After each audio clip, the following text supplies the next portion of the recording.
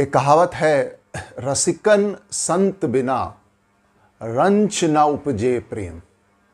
हमारे हृदय में जो प्रेम का जो अंकुर होता है वो रसिक संत के संग और कृपा के बिना वो प्रेम प्रकट ही नहीं हो सकता।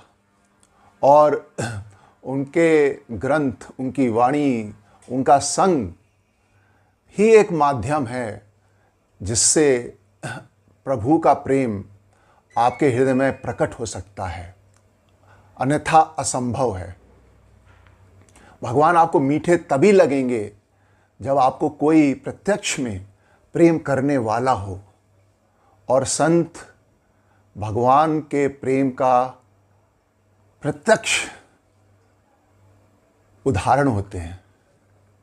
जो भगवान का प्रेम होता है वो संतों के थ्रू संचालित होता है। जब तक आपके जीवन में कोई आपको निष्काम रूप से आपके हित के लिए प्रेम करने वाला आपके जीवन में जब तक उपस्थित नहीं है, तब तक आपके मन की जड़ता नहीं हटेगी, आप में सरलता नहीं आएगी। एक संत ही माध्यम होता है जो आपकी इस संसार से आसक्ति और अहमता ममता को हटाकर भगवान में प्रीति करा देता है। तो संतों की महिमा तो अनंत है। और दिव्य संत श्री घनश्याम दास जी महाराज तो जगत गुरुओत्तम श्री कृपालु जी महाराज के आत्मज हैं, ज्येष्ठ पुत्र हैं, उन्हीं की प्रतिमूर्ति हैं। जो कृपा, दया, अनंत ज्ञान वही श्री घनश्याम दास जी महाराज के द्वारा हमें प्राप्त हो रहा है।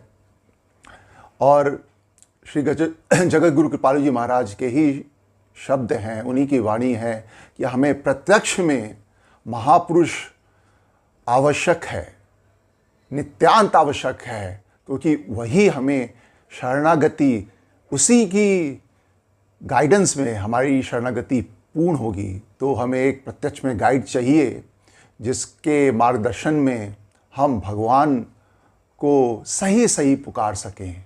वो प्रेम की पुकार, वो प्रेम पूर्ण विश्वास संत के ही संग से पैदा होगा।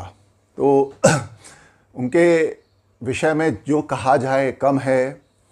जगत गुरु कृपालु जी महाराज,